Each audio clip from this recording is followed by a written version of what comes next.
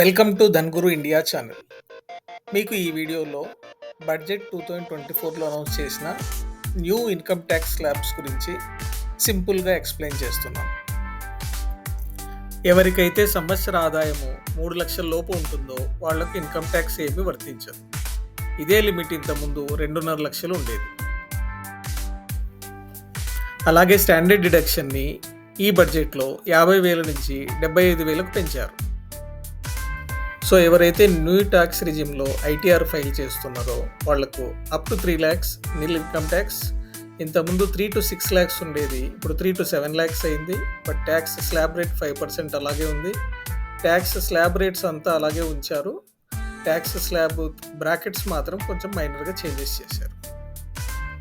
Suppose monthly around 45,800 rupees salary draw చేసే వాళ్ళకి new tax రిజిమ్లో tax ఎలా పడబోతుందో ఎక్స్ప్లెయిన్ చేశాను.